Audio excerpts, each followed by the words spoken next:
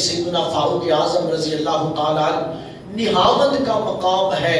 حضرت فاروق اعظم مسجد نبوی کے ممبر کے اوپر بیٹھے ہیں، آپ لشکر روانہ کرتے ہیں۔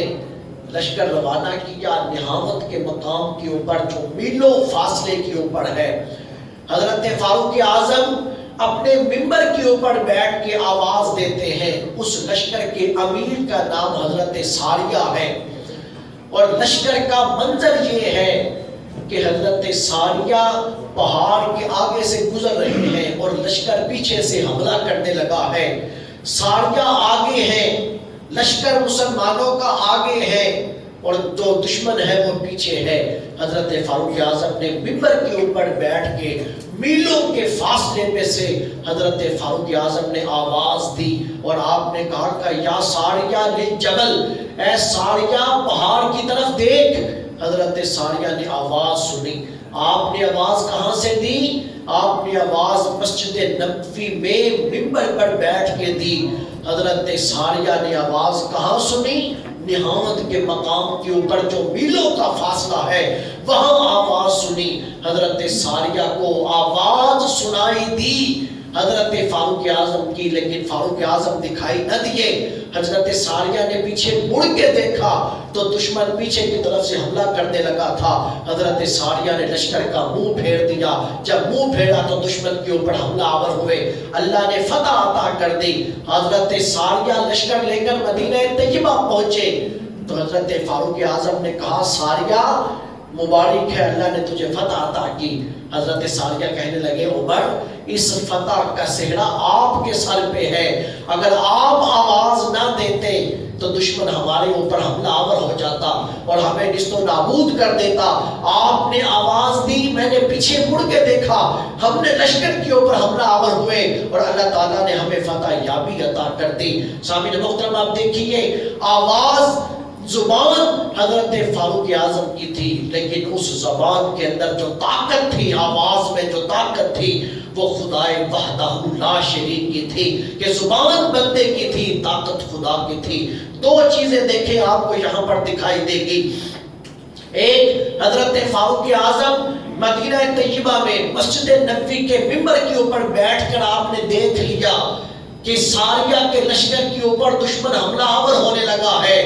آپ کی آنکھ کے اندر آنکھ عمر کی تھی، لیکن اس آنکھ کے اندر طاقت خدا کی تھی، نور خدا کا تھا، کہ آپ مسجد نبوی کے ممبر کے اوپر بیٹھ کے آپ نے دیکھ لیا کہ دشمن حملہ آور ہونے لگا ہے۔ اور دوستو، پہلی کرامت حضرت فاروق اعظم کی۔ دوسری کرامت حضرت فاروق اعظم نے کی کہ آپ نے وہاں سے آواز دی۔ جب آپ وہاں سے آواز دیتے ہیں تو آپ کی آواز نہاوند کے مقام کے اوپر سنائی دیتی ہے، اور دوستو وہاں جس کو سنائی دی جا رہی ہے وہ بھی اللہ کے برگزیدہ بندے ہیں جن کا نام ساریہ ہے۔ وہ وہاں پر اس آواز کو سننے کی طاقت رکھتے ہیں۔ ایک وقت کے اندر 3 کرامات کا صدور ہوتا ہے، 3 کرامات ظاہر ہوتی ہیں۔ تو خالق کائنات نے یہی فرمایا کہ جس کا اوڑھنا بچھونا اللہ کا ذکر ہو جاتا ہے، اعمال صالح میں جو زندگی گزارتا ہے، ایمان والا ہونا چاہیے، فرمایا کہ فَلَا نُحْيِيَنَّهُ حَيَاةً طَيِّبَةً، ہم انہیں یہ پاکیزہ زندگی عطا کر دیتے ہیں۔ ان کی زندگی دوسرے لوگوں کی زندگی سے مختلف ہو جاتی ہے۔ جو کچھ وہ دیکھتے ہیں عام آدمی وہ نہیں دیکھتا، جو کچھ وہ سنتے ہیں عام آدمی وہ نہیں سنتا، جو کچھ وہ بولتے ہیں عام آدمی وہ کچھ نہیں بولتا۔ ان کے دلوں کے اوپر الہام کی کیفیات طاری ہوتی ہیں۔ اسی کو فَلَا نُحْيِيَنَّهُ حَيَاةً طَيِّبَةً کہتے ہیں کہ ہم انہیں پاکیزہ زندگی دے دیتے ہیں۔ لوگوں، یہ پاکیزہ زندگی کی مثال ہے جو میں نے صرف آپ کو ایک مثال دی، پھر آگے چلیے۔ کیا یہ زندگی یہیں تک محدود رہ جاتی ہے کہ زندہ ہے جب تک اس وقت تک سب کچھ ہے، لیکن جس وقت وہ اس دنیا سے چلے گئے تو کیا یہ حقیقت ہے کہ مرنے کے بعد پھر وہ ختم ہو جاتے ہیں، وہ فنا ہو جاتے ہیں، موت ان کو ختم کر دیتی ہے؟ کیا یہ حقیقت ہے؟ لوگوں آج لوگوں کو یہی دھوکہ دیا جاتا ہے اور دھوکہ دے کر یہ کہا جاتا ہے کہ ان ولیوں کے مزارات کے اوپر جاتے ہو، مزارات پہ جاتے ہو، جبکہ یہ تو مر چکے ہیں، ان کے پاس کیا لینے کے لیے جاتے ہو؟ یہ نہ تو کچھ سن سکتے ہیں نہ کچھ بول سکتے ہیں، تو پھر ان کے پاس کیا لینے کے لیے جاتے ہو؟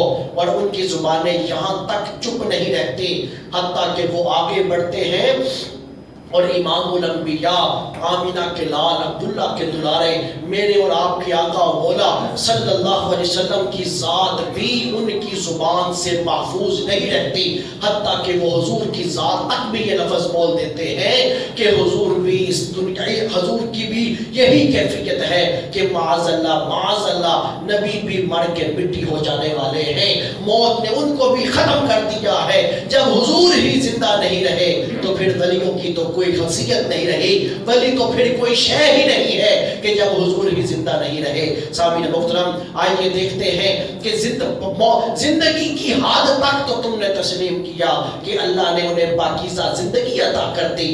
آگے سنیے، آپ قرآن کی روشنی میں ہی دیکھتے ہیں کہ کیا ولی اس دنیا میں جانے کے بعد کسی کی آواز سن سکتا ہے یا نہیں سن سکتا؟ اور پھر ولی سن سکتا ہے تو پھر ہم اس کی مثال بھی دیکھیں گے کہ کیا امام الانبیاء علیہ السلام حضور کی ذات اقدس بھی آج اپنی قبر انور کے اندر کون سی زندگی کے ساتھ حیات ہیں؟ کیا حضور بھی ہماری بات سن سکتے ہیں یا نہیں سن سکتے؟ دوستو آئیے قرآن مجید فرقان حمید سے ہی ہم اسی کا فیصلہ کرواتے ہیں۔ قرآن کریم فرقان حمید ارشاد فرماتا ہے، پہلا سپارہ ہے، قرآن کہتا ہے کہ کنتم امواتا فاحیاکم ثم یمیتکم ثم یحییکم۔ قرآن کہتا ہے کہ تم لوگ اصل میں مردہ تھے، فاحیاکم، اس نے تمہیں زندگی بخشی۔ تم لوگ اصل میں مردہ تھے، ماں کے پیٹ کی بات ہو رہی ہے کہ تم لوگ مردہ تھے، اس نے تمہیں زندگی بخشی۔ فاحیاکم، اس نے تمہیں زندگی بخشی۔ ثم یمیتکم، اور وہ زندگی کون سی ہے؟ یہ زندگی ہے جو ہم گزار رہے ہیں ماں کے پیٹ سے آگے۔ ماں کے پیٹ میں جو ہمارا وقت گزرا ہے، قرآن اسے موت کے ساتھ تعبیر کرتا ہے۔ اور یہ زندگی فرمائے کہ تم اصل میں مردہ تھے، ہم نے تمہیں زندگی بخشی، یہ والی زندگی بخشی جو ہم گزار رہے ہیں، سانسیں لے رہے ہیں، کھا رہے ہیں، پی رہے ہیں، یہ زندگی بخشی۔ ثم یمیتکم، قرآن کہتا ہے اللہ تمہیں پھر مارے گا۔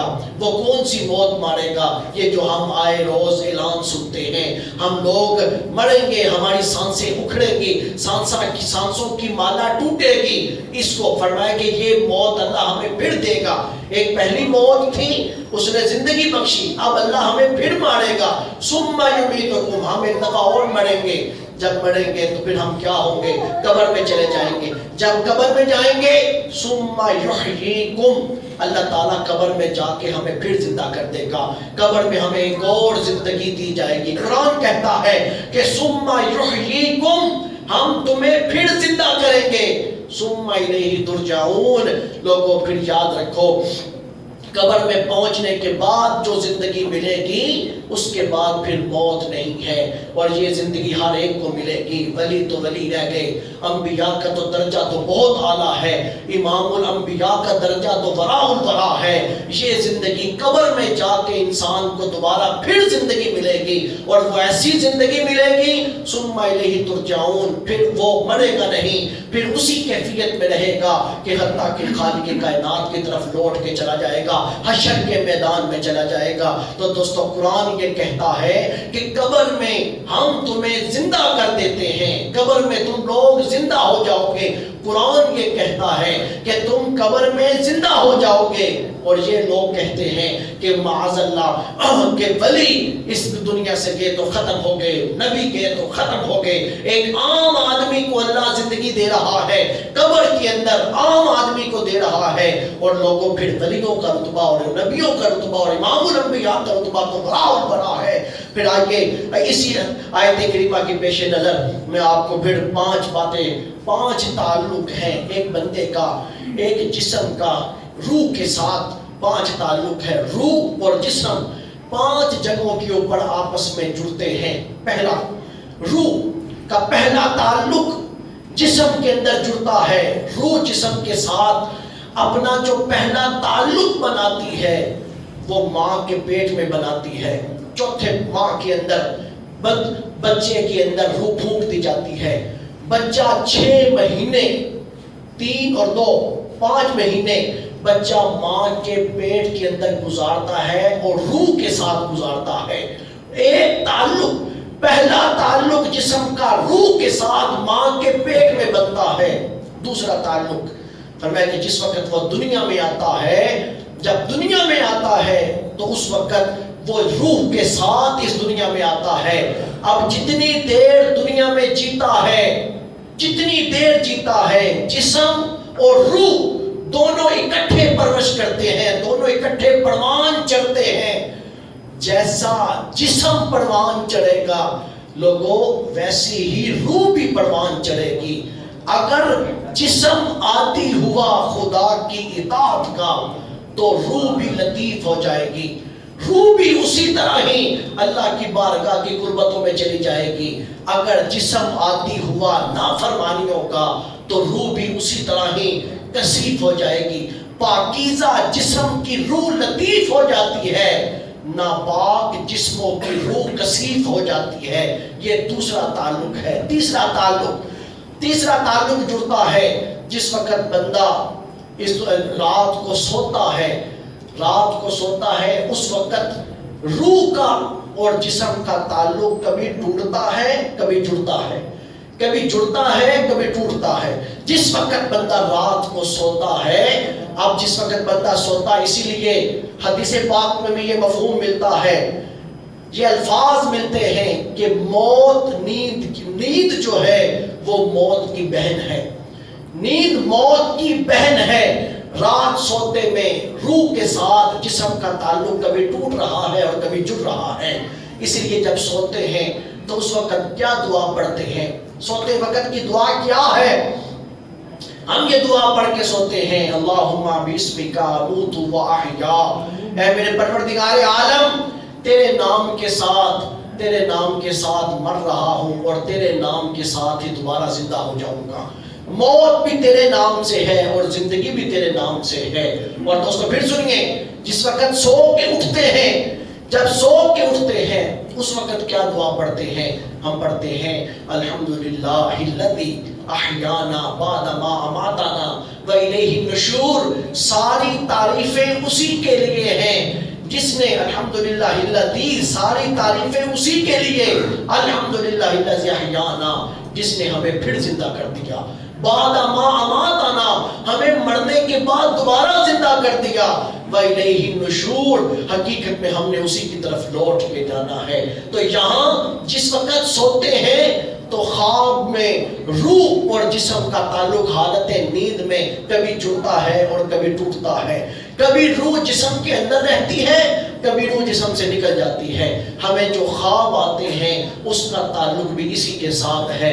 کوئی ہماری روح کبھی مدینہ طیبہ کی سیر کر رہی ہوتی ہے، ہماری روح کبھی کعبۃ اللہ کا طواف کر رہی ہوتی ہے، ہماری روح جیسا دن گزارتے ہیں، بسا اوقات رات کے وقت روح بھی دن کے معاملات کے اندر بھڑک رہی ہوتی ہے، وہیں پر بھٹک رہی ہوتی ہے.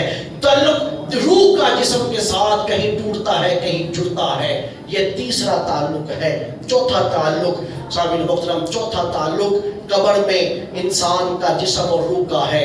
اور وہ کیا ہے کہ جس وقت مردے کو دفنا دیا جاتا ہے، اب وہاں پر روح دوبارہ پھونک دی جاتی ہے. ایک دفعہ روح نکالی جاتی ہے جس وقت بندہ موت کی کیفیت میں چلا جاتا ہے. پھر جس وقت مردے کو قبر کے اندر رکھا جاتا ہے، وہاں جسم کے اندر روح کو پھر پھونک دیا جاتا ہے. روح پھونکی جاتی ہے، روح کو پھونکا جاتا ہے، اسی وجہ سے اس کو پھر اٹھا کے بٹھا دیا جاتا ہے. بندے جب دفن کر کے چلے جاتے ہیں، پھٹے ڈال دیے جاتے ہیں، منو مٹی ڈال دی جاتی ہے. منو مٹی ڈالنے کے بعد اس کے جسم میں پھر روح ڈال دی جاتی ہے. بندے کو اٹھا کے بٹھا دیا جاتا ہے، بندہ اٹھ کے بیٹھ جاتا ہے، روح کے ساتھ روح کے ساتھ، صرف جسم کے ساتھ نہیں، روح کے ساتھ سوال پوچھے جاتے ہیں کہ من ربک ما دینک، یہ سارے سوال روح کے ساتھ ملتے ہیں، اسے جزا روح کے ساتھ دی جاتی ہے، اسے سزا روح کے ساتھ دی جاتی ہے، قبر میں دوبارہ روح کو لٹا دیا جاتا ہے۔